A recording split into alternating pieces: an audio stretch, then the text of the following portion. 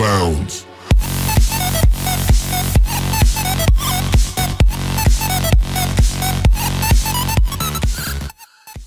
Hola muchachos, hoy vamos a trabajar el concepto de vector. Para trabajar los vectores tenemos que tener en cuenta dos conceptos básicos. Uno que es el de la magnitud y el otro que va a ser la dirección o ángulo de inclinación. En este caso, la magnitud representa cualquier unidad. En muchos textos, incluso en internet, a ustedes les va a parecer que un vector tiene longitud y dirección, pero longitud es incorrecto porque no amplía de manera general. Recordemos que la longitud simplemente es una unidad que en el sistema MKS se da en metros, mientras que la magnitud podría ser una longitud, podría ser una velocidad, podría ser una fuerza, podría ser un campo, cualquiera de esas que estoy nombrando. Entonces, para hablar de vector tenemos que tener en cuenta el concepto de magnitud, que también lo podemos llamar el tamaño, y el concepto de dirección, que también lo vamos a llamar el ángulo de inclinación. Para nombrar los vectores utilizamos letras, por ejemplo la letra mayúscula A, y le vamos a colocar una flechita en la parte superior. Esa flecha indica que es un vector. Cuando vamos a trabajar vectores en dos coordenadas, vamos a tener en cuenta el eje X y el eje Y. Bien, entonces si vamos a nombrar un vector, pensemos en un ejemplo sencillo. El vector A, digamos que vale 2,3. Aquí es importante cómo se nombra.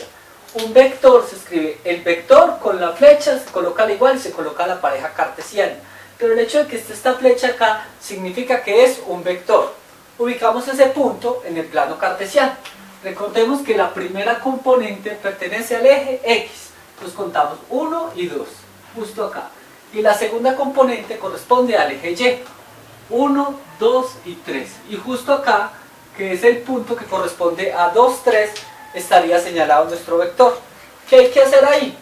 Trazar una línea desde el origen hasta el punto.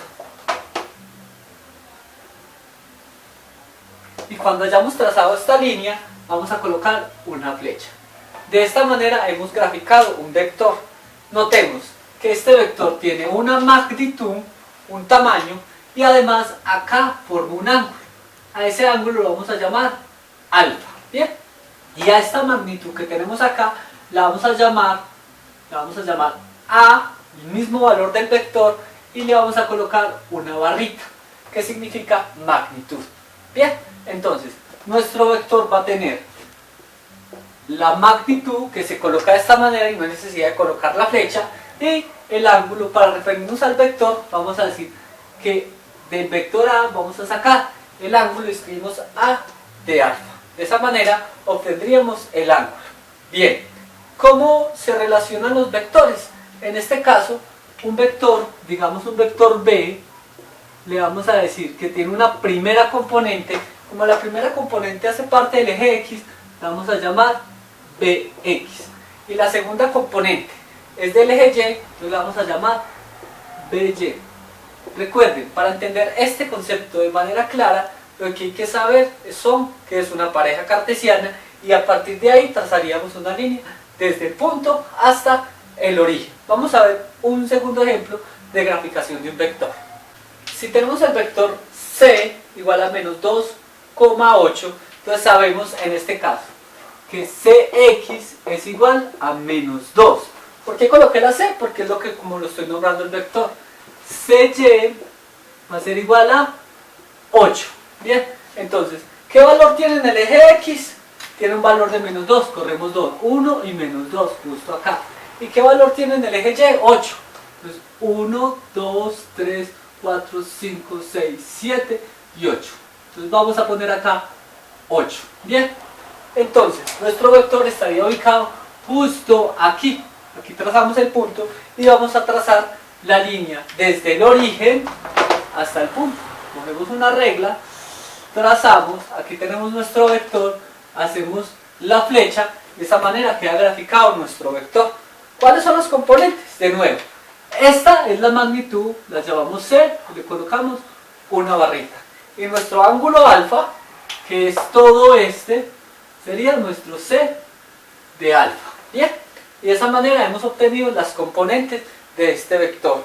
A las componentes X y Y se les llama componentes rectangulares, y a las componentes de la magnitud y el ángulo se les llama coordenadas polares o componentes polares. Importante cómo hallar el ángulo en los vectores. Entonces vamos a empezar con ese primer tema. ¿Cómo hallar el ángulo de un vector cualquiera? Para hacerlo necesitamos tener la siguiente clasificación. Aquí tenemos 4 planos cartesianos. Entonces vamos, si el vector está acá, quiere decir que está en el cuadrante 1. Si el vector se encuentra acá, quiere decir que está en el cuadrante 2. Si el vector se encuentra acá, significa que está en el cuadrante 3. Y si el vector se encuentra acá, significa que está en el cuadrante 4. Hay que tener en cuenta la relación de los ángulos. Sabemos que aquí es 0 grados, aquí es 90 grados, aquí 180 grados y aquí 270 grados. Aquí sería 360. Y de igual manera con cada uno de estos. Esto significa que si un vector está en el primer cuadrante, significa que es mayor que el ángulo 0, pero menor que 90. Si está en el segundo cuadrante, significa que es mayor que 90, pero menor que 180. Si está en el tercer cuadrante, significa que es mayor que 180, pero menor que 270. Importante acá, el ángulo acá significa que es menor que 270, perdón, mayor que 270, pero menor que 360 grados. Entonces, ¿cómo se halla el ángulo alfa según cada uno de estos? Sabemos que alfa es este, el ángulo alfa siempre va desde el origen del eje X, alfa, aquí nuestro ángulo alfa sería este, alfa, y aquí nuestro ángulo alfa sería todo este, alfa. Entonces, en el primer cuadrante, ¿cómo vamos a hallar el ángulo? El ángulo que tenemos acá se halla a partir de un triángulo recto. Entonces, simplemente vamos a utilizar aquí directamente la siguiente fórmula. Alfa es igual a tangente a la menos 1 de, si llamamos al vector, coloquémosle un nombre, llamemos a este vector el vector A, entonces sería el valor de A de Y sobre el valor de la segunda componente, que es A de X. Bien, de esta manera se obtiene alfa si está en el primer cuadrante. Ahora, si se encuentra en el segundo cuadrante, nosotros necesitamos hallar un ángulo auxiliar. En este caso, el ángulo auxiliar siempre va a ser un ángulo agudo que esté en la línea del eje X. En este caso, nuestro ángulo agudo sería este y lo vamos a llamar beta. En este caso, nuestro ángulo agudo sería este, que es beta, un ángulo menor de 90 grados. Y en este último caso, nuestro ángulo agudo sería este, que sería beta. Bien, entonces, ¿cómo hallamos acá alfa? Muy sencillo. Recordemos que beta es un ángulo agudo y que la suma tanto de alfa como de beta en este caso nos daría 180 grados.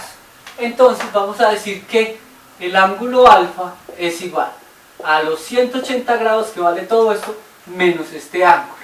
¿Y cómo se colocaría? Menos tangente a la menos 1, de nuevo, como estamos hablando del vector A, entonces sería A de Y sobre A de X. Pero en este caso debemos colocar el valor absoluto de este número. Recordemos que el valor absoluto de un número es el valor positivo. Aquí aparte vamos a repasar esto. Si yo digo el valor absoluto de menos 2 es 2 y el valor absoluto de 2 es 2. Es decir, que si A es negativo y el otro es positivo, esto nos va a dar siempre va a dar positivo. Entonces no hay necesidad de colocar los signos negativos, sino únicamente los signos positivos. De nuevo, ahora, si nos vamos para el tercer cuadrante, entonces, ¿cuál es la relación en este caso? Tenemos que todo esto, tenemos acá 180 grados más beta, sería el ángulo alfa. Entonces vamos a decir que alfa, para el tercer cuadrante, ¿cómo se va a relacionar? Muy sencillo. Vamos a decir que alfa es igual a los 180 grados que están en esta parte, en este pedacito de acá, más lo que valga beta. Y ya sabemos cómo se calcula. tangente a la menos 1 de a de y sobre a de x. Y ojo, aquí de nuevo en valor absoluto, es decir, solo tomamos dos valores positivos de esta expresión. Y por último, para calcular en el cuarto cuadrante, de nuevo vamos a decir que alfa, como toda esta línea vale 360 grados, y a estos 360 grados le vamos a restar el valor de beta, entonces vamos a decir que alfa es igual a 360 grados menos lo que valga beta, que ya sabemos cómo se calcula, tangente a la menos 1 del valor absoluto de a de y sobre a de x. Y eso es todo lo que hay que tener en cuenta para poder calcular un ángulo de un vector. Importantísimo que tengan este concepto claro del valor absoluto. Eso es lo primero que hay que tener. Y lo segundo es que, como estos ejercicios usualmente los vamos a hacer en la calculadora, tenemos que verificar que nuestra calculadora tenga en la parte superior una D, no vaya a aparecer una R, porque si les aparece una R no les va a dar el ejercicio de manera correcta. Esta es como la introducción para poder calcular el ángulo de un vector. En el siguiente video les voy a explicar cómo se calcula la magnitud y posterior a eso vamos a dar algunos ejemplos de cómo se resuelven esta clase de ejercicios. En este momento solamente es la parte teórica. Muchas gracias por ver el video, espero vean mis próximos videos para que puedan entender con más claridad todos estos conceptos.